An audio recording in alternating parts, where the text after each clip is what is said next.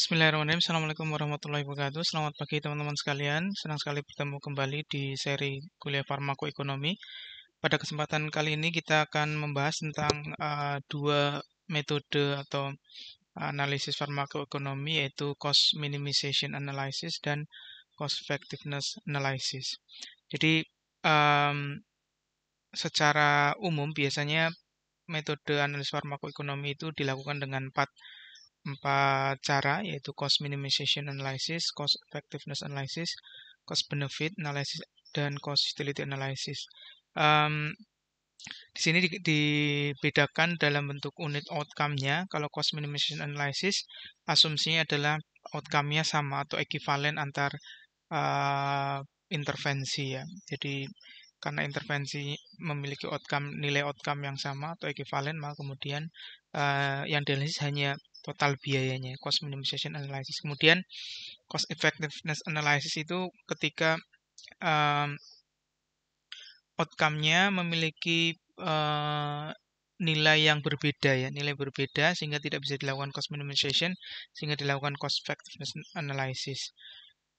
Kemudian cost utility analysis ya, itu sebenarnya ada yang mengatakan juga bagian dari cost effectiveness analysis, hanya saja unit outcome-nya kemudian dibuat sebagai kualitas hidup, tetapi secara prinsip metode dan seterusnya itu sebenarnya adalah pengembangan dari cost effectiveness analysis. Kemudian yang CBA ini ya, cost benefit analysis adalah yang unit outcome-nya semua dikonversikan ke dalam mata uang. Nanti kita akan bicara yang dua awal ini hari ini pada video ini, yang dua nanti akan di video yang berikutnya. Oke, kita mulai dari cost minimization analysis. Seperti saya sampaikan tadi bahwa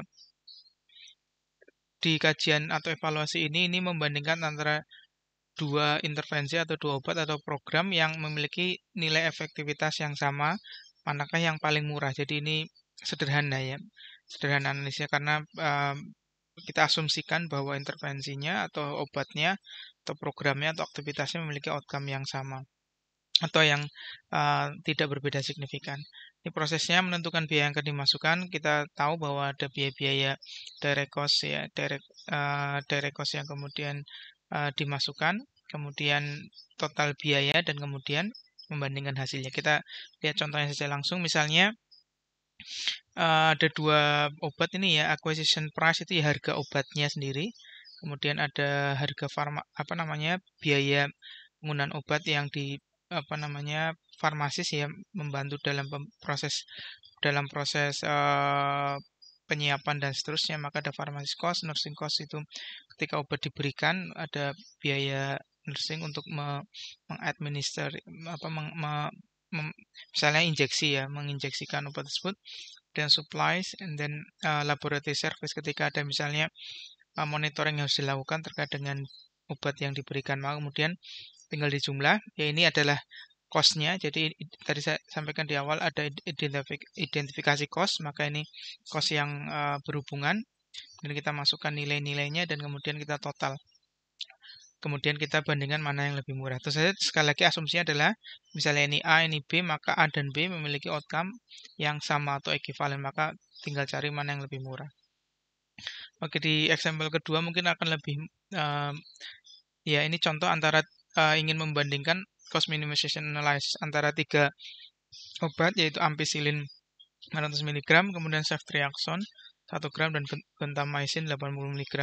Kita tahu bahwa tiga obat ini adalah obat antibiotik yang memiliki spektrum yang relatif luas ya.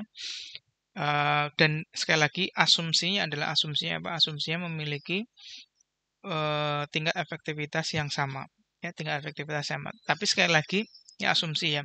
Pada kenyataannya apakah sama tidak, kita harus cek. Apalagi kalau kita bilang antibiotik, misalnya pola kuman dan sebagainya mungkin sudah berubah. Ini sekedar contoh, kita asumsikan ini sama. Ya, ini sama. Atau misalnya pada penyakit tertentu mungkin sama, pada infeksi yang lain berbeda. Jadi kita harus cermat ya, kita harus lihat secara lebih detail ya. Apakah hasil penelitian ini bisa kita gunakan untuk konteks penyakit kita misalnya. Ya, sekali lagi ini kita anggap sama ya, tingkat efektivitasnya. Maka di sini dikatakan ampicillin itu harga aslinya acquisition price-nya $1 katakanlah 82. Ya, ini yang paling acquisition paling kecil, ini yang paling besar. Apakah nanti paling cost minimization kita lihat. Kemudian dosis perharinya diketahui juga, nursing salary ketika dia memberikan injeksi diketahui, kemudian equipment alat-alat kesehatan yang harus digunakan. Ini kalau ceftriaxone menggunakan IV set, kalau yang ampicillin sama gentamicin menggunakan syringe dan needle.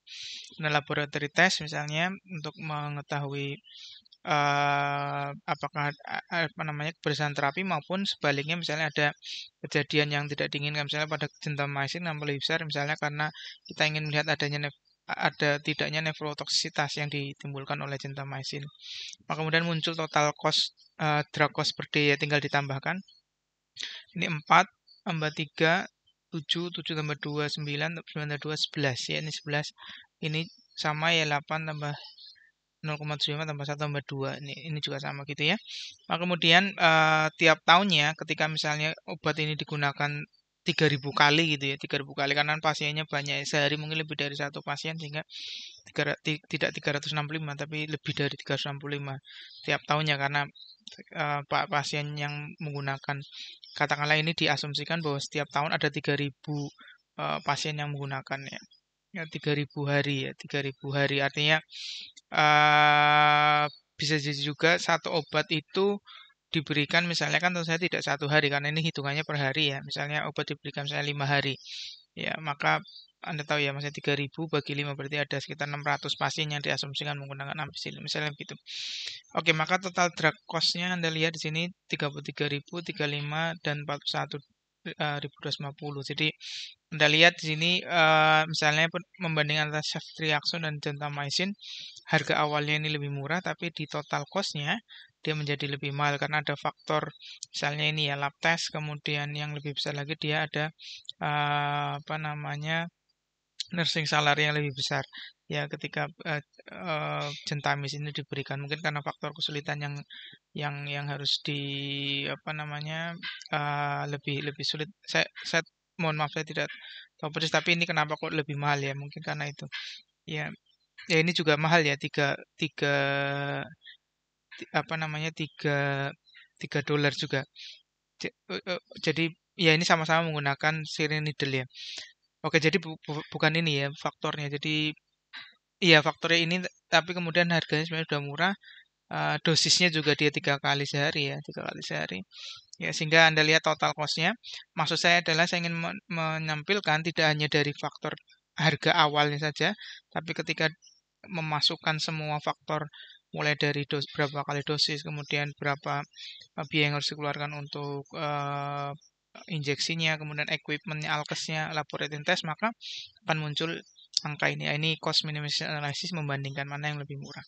Ketika kita asumsikan bahwa semuanya memiliki semua memiliki tingkat efektivitas yang sama, maka kita tentu saja milih yang paling murah. Ya, cost minimization analysis-nya muncul bahwa hasilnya ampicillin yang paling murah. Ya, oke kita yang masuk ke yang analisis kedua, cost effectiveness analysis.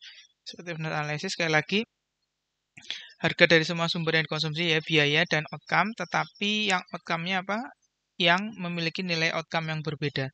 Jadi kalau tadi di cost minimization itu outcome-nya sama ya, misalnya tingkat kesembuhannya sama ya, atau tidak berbeda signifikan. Misalnya pakai ampicillin, pakai ceftriaxone, gentamicin, misalnya angka kesembuhannya 70% yaitu 70% ada 72, 71, tapi tidak berbeda signifikan itu kita bisa pakai cost minimization. Tapi kalau cost effectiveness analysis kita tidak bisa kita asumsikan atau untuk outcome outcome yang untuk obat-obat tertentu yang memiliki outcome kita membandingkan untuk obat yang nilai outcome-nya berbeda.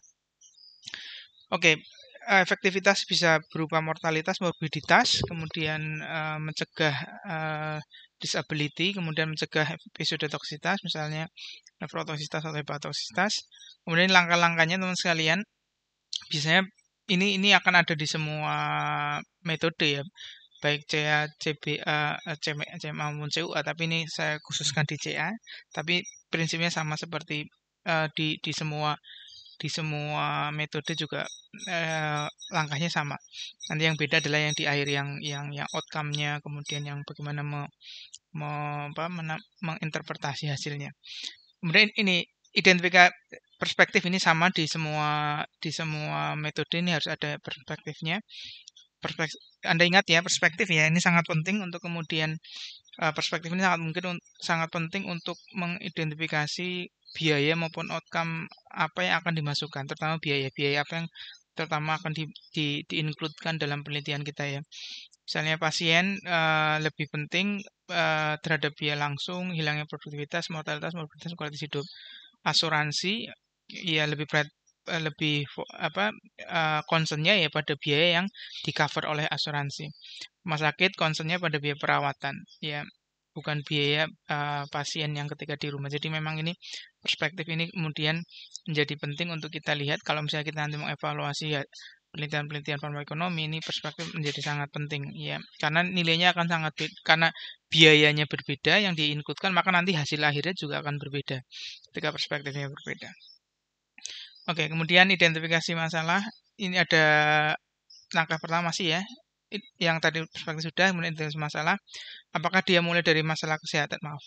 Mulai dari masalah kesehatan atau intervensi ya.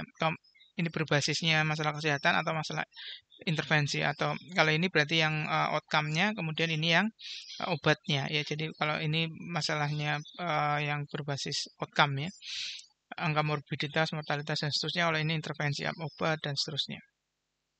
Dan tujuan akan menentukan hubungan efektivitas dengan dievaluasi. Oke teman-teman sekalian, ini karena cost effectiveness analysis, jadi memang kita akan melihat yang berbeda. Makanya di sini saya sampaikan, jika ini ada keterangannya, jika persen jumlah pasien yang dapat disembuhkan, angka morbiditasnya itu sama, ya berarti kita pakai cost minimization analysis. Tetapi ternyata ada perbedaan ya, waktu penyembuhan dan angka timbulnya kembali penyakit berbeda.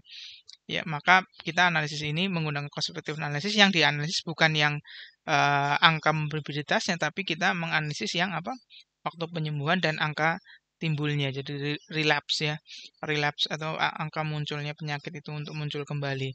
Jadi karena kita tahu the cost effective analysis ketika yang outcome-nya berbeda. Oke, ini contoh intervensi yang kemudian bisa kita bandingkan, misalnya terapi obat dibandingkan terapi non obat, dibandingkan non terapi, misalnya intervensi tunggal itu misalnya ya hanya obat saja ya, dibandingkan intervensi kombinasi obat sama misalnya intervensi bedah misalnya, dan rawat inap dibanding rawat jalan, obat satu dibandingkan obat yang lain ya, obat tunggal ya dibandingkan obat kombinasi, kemudian yang ini dosis ya, dosis 1 dibanding dosis. Jadi memang variasinya bisa macam-macam dalam melakukan kajian CA ya. Jadi bisa alternatif apa yang dibandingkan bisa bervariasi.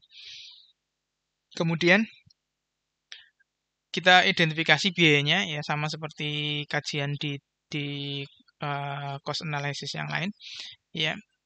Misalnya biaya intervensi meliputi direct medical cost ya, pelayanan dokter, perawat, farmasis, rumah sakit, tes, diagnosis, terapi, obat ya, dan informasinya harus spesifik dan rinci baik dari jenis maupun jumlahnya. Misalnya pelayanan tenaga kesehatan harus spesifik dan rinci, apakah pelayanan oleh ya tenaga kesehatan siapa. Misalnya tadi di contoh atas itu oleh perawat ya ketika menginjeksi misalnya. Kemudian misalnya harus rinci juga ketika misalnya farmasis, apa yang ingin dilihat gitu, apakah peracikannya, apakah monitoringnya, apakah misalnya monitoring yang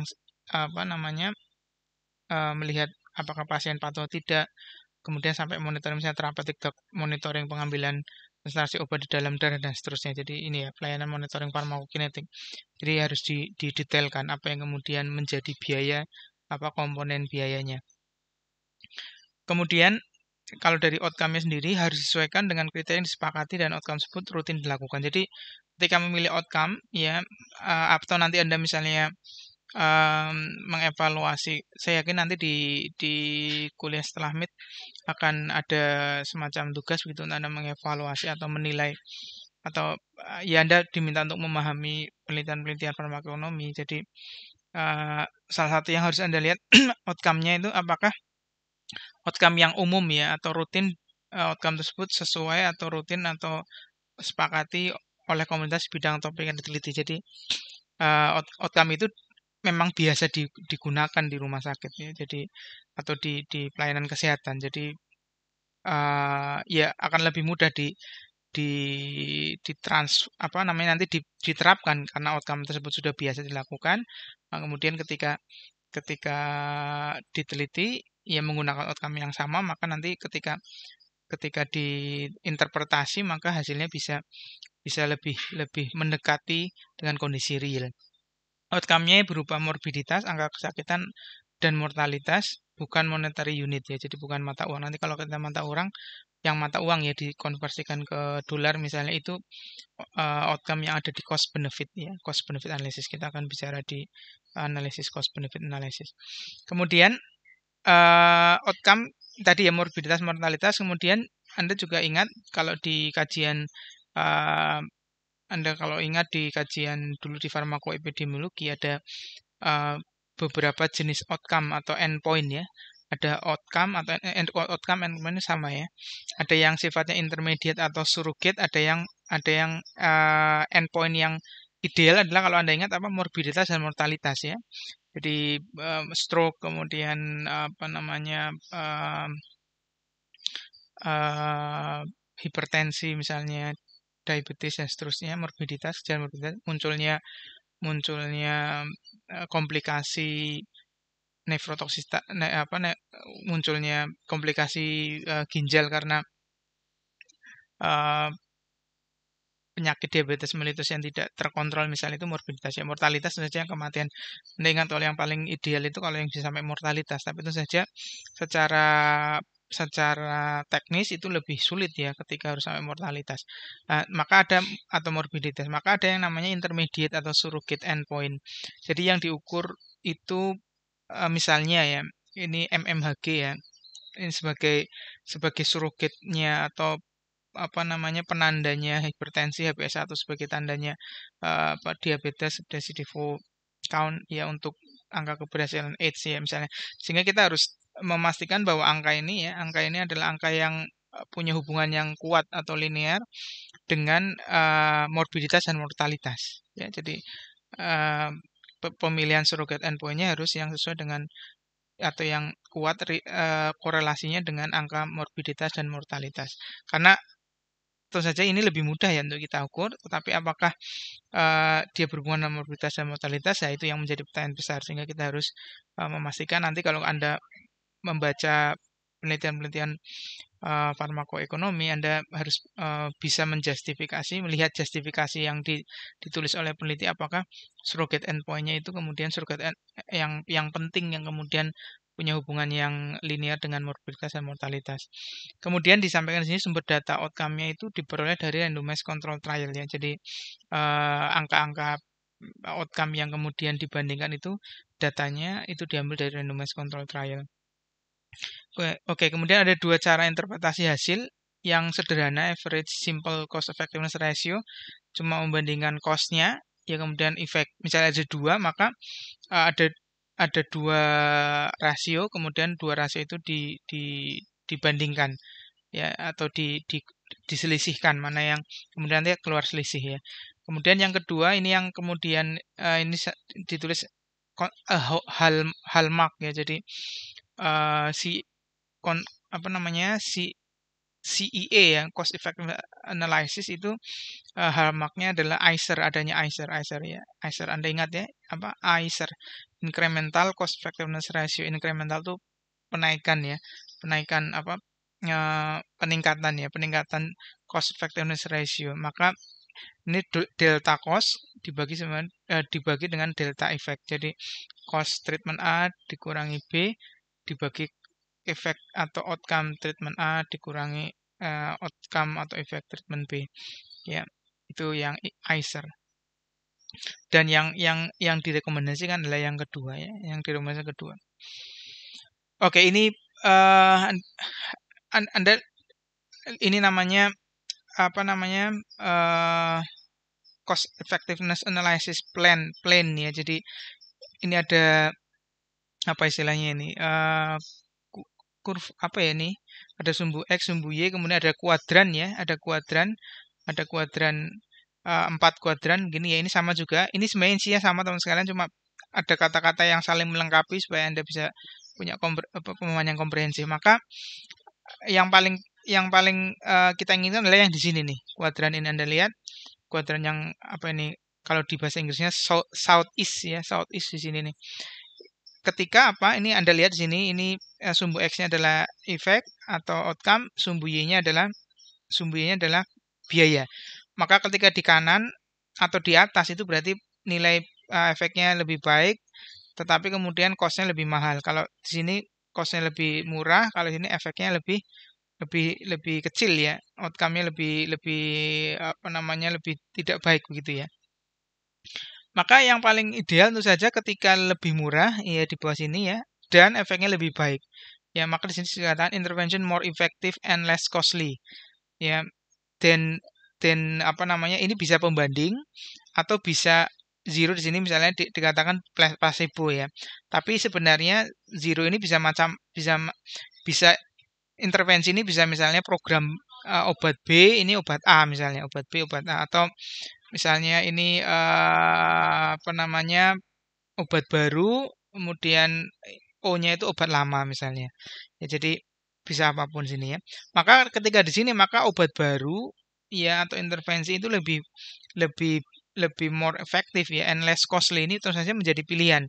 Ya di sini dikatakan dominates ya kata-kata apa namanya lainnya adalah dominates ya. Kita ini dominates. Ya kita harus pilih ini karena artinya obat B atau obat baru tadi berarti kita harus pilih karena dia lebih efek lebih baik dan cost-nya lebih murah. Kalau yang di sini sebaliknya ini juga jelas juga kita harus menolak ya, atau kita tidak memilih obat baru tadi karena obat lama justru lebih apa namanya lebih efektif dan lebih. Jadi kalau di sini berarti mana tadi kursor kita? Kalau di sini berarti obat baru kita itu less efektif dan lebih mahal. Itu saya kita tidak pilih ya. Ya, jadi kalau di sini berarti obat baru kita lebih mahal, tetapi lebih tidak efektif. Ya, ini jelas ini clear loser ya, jadi jelas ya. Jadi kita akan pilih atau dalam bahasa lain existing treatment dominates. Jadi kita pilih saja yang obat lama ya, obat lama existing treatment dominates ya. Yang lebih dominan adalah yang treatment yang lama ya. Nah, permasalahannya adalah kalau di sini dan biasanya nanti obatnya di sini ya. Obatnya di sini sama sini. Ya, yang kuadran yang dia entah lebih mahal tapi lebih efektif atau lebih murah tapi less efektif. Nah, sekarang kita tinggal ini. Kalau ya dia di sini depends how much you are willing to pay for increased effectiveness. Ya, kan berarti ini biaya nambah ya. Biaya nambah tapi juga efektivitasnya juga nambah. Maka depends how much kita mau bayar apa namanya untuk membayar apa efektivitas yang meningkat. Sebaliknya kalau di sini depend how much effectiveness you are willing to trade ya. Jadi karena ini efektivitasnya lebih rendah tapi harganya juga lebih murah, maka Anda tinggal ya trade ya. Trade itu apa ya trade itu kalau itu kan jual beli ya, kayak jual beli gitu. Bahasa umumnya kan trade itu jual beli. Jadi ini ada lebih murah loh, tapi efektivitasnya lebih rendah lah. Tinggal Anda mengukur ketika lebih murah seberapa menurun efektivitas yang masih Anda masih mau gitu ya. Jadi bahasanya gitu. Ya ketika dia lebih murah dan efektivitasnya masih bisa walaupun lebih rendah tapi masih masih bisa ditolerir, maka Anda bisa memilih yang obat baru tadi. Ya, jadi itu keterangan dari ini ya, dari ini apa sih? Gambar ini ya. Saya lupa ya. Ini bukan kurva ya, apa ya? Ada sumbu X, sumbu Y gitu lah ya intinya. Kemudian ini sama gambarnya new treatment dominates, existing treatment dominates. Ini sama ya, new treatment more effective but more costly. Ini yang new treatment less costly but less effective ya. Maka yang paling ideal sini ini jelas tidak akan dipilih ya, tinggal yang di sini sama sini tinggal Anda menimbang tuh ya risk and benefitnya. Kalau di sini efeknya lebih bagus tapi harga lebih mahal, maka sejauh mana Anda mau nambahin uang itu. Ya, kalau yang di sini sebaliknya lebih murah tapi efeknya lebih turun sedikit itu. Ya, turun sedikit atau turun banyak lah itu tergantung. Ya dengan murahnya itu Anda mau nggak efektivitasnya kemudian dikurangi. Oke. Nah, ini contoh-contohnya teman sekalian. Oke, ini ada dua contoh nanti saya sampaikan. Ini contoh pertama. Ini obat A sama obat B. Sekali lagi ini efektivitasnya berbeda ya. Acquisition cost ini cost-nya ya totalnya 44, 56. Ya jadi ada dua obat. Acquisition cost-nya 20, awalnya ini 10, tapi total cost-nya itu menjadi 44, ini 56. Kemudian kita lihat effectiveness-nya. Effectiveness-nya itu obat A bisa menurunkan ini obat apa namanya diabetes ya, bisa menurunkan HbA1-nya A1C 1,5%, kalau obat B 0,8%. Maka kemudian kita lihat biaya totalnya 44,5, ini 56. Kemudian effectiveness-nya 1,5, ini 0,8, maka cost effectiveness ratio-nya ya mudah sekali 29,33, ini 70 29,3 iya dolar per 1% penurunan HbA1c. Kalau ini 70 dolar per 1% penurunan HbA1c. Sehingga Anda lihat di sini summary-nya, harga awalnya ini lebih harga awalnya itu seakan-akan lebih mahal ya, tapi kemudian ketika di total cost ini sudah lebih jadi lebih mahal yang B. Kemudian dibandingkan dengan efektivitasnya, karena dia bisa yang A itu 1,5% menurunkan HbA1c, ini cuma 0,8, sehingga nilai cost effectiveness-nya rasionya Anda lihat ini 29,33 per 1% penurunan HbA1c. Ini yang obat B 70 dolar per 1% penurunan HbA1c. Sehingga Anda bisa lihat ya, dari acquisition cost yang kemudian harga awalnya seakan-akan ini lebih murah, tapi sebenarnya dari cost effectiveness ratio-nya jauh lebih mahal ya, bisa berapa kalinya, 30 ke 70 ya, lebih dari 2 kali lipatnya. Jadi kenapa penting untuk kemudian kajinya bisa sampai situ ya, sehingga nanti Anda kalau melakukan kajian-kajian misalnya pemilihan obat A atau B ya, Anda kalau memungkinkan bisa sampai sini ya. Kalau memungkinkan bisa sampai ke kajian farmakoekonominya. Oke, ini contoh yang kedua. Misalnya dalam contoh kedua ini dari Australian Prescriber, artikel di jurnal Australian Prescriber untuk melihat cost of treatment and mortality rates dari dua obat ya trombolitik ya, yaitu streptokinase dan plasminogen activator ya. Jadi untuk myocardial infarction ya, thrombolytic in acute myocardial infarction ya, maka kalau tidak dikasih streptokinase sama plasminogen activator, saya dikasih obat yang lain atau terapi yang lain, namanya usual care. Jadi Anda hati-hati dengan istilah usual care. Kalau di dalam penelitian usual care itu bukan berarti pasien nggak dapat apa-apa. Usual care itu ya biasanya dikasih apa ya, kemudian ditambah dengan intervensi baru. Jadi usual care itu sudah ada intervensi ya, intervensi standar, ada obatnya juga di situ, kemudian ditambah obat lain yang kita ingin teliti ya. Maka usual care-nya itu tanpa adanya streptokinase atau plasminogen activator itu nilainya 3,5 juta per 1000 case, dan tingkat mortalitasnya 122 kematian. Kemudian ketika diberikan streptokinase ya sebagai agen trombolitik yang di plus ya, jadi usual care plus streptokinase, maka angkanya meningkat ya, tetapi kematian yang bisa dicegah juga tadi 120 menjadi 90. Kemudian kalau ini obat lain ya, usual care plus plasminogen activator, ini ada nilainya ya, harganya 5,5 million per 1000 case dan angka kematiannya 80. Maka kita hitung coba. Maka kita hitung ya antara usual care dibandingkan dengan streptokinase ya. Anda lihat cost of treatment-nya, kalau tadi kan yang streptokinase 3,7, kalau yang usual care 3,5. Jadi tinggal dikurangi 3,5 kurangi 3,5, 0,2, maka per kasusnya menjadi penambahan sekitar 200 ya, 200 dolar. Dan angka kematian yang bisa dicegah 120 ya karena usual care, 90 karena streptokinase, menjadi 30 kematian per 1000 kasus. Maka ICER-nya, incremental cost effectiveness ratio-nya itu 0,2 million ya dibagi 30 kematian yang kemudian bisa ditambah ya untuk dicegah, maka nilainya $6.700 ya per life save ya. Jadi $6.700 per life save. Kita lihat yang berikutnya, kalau yang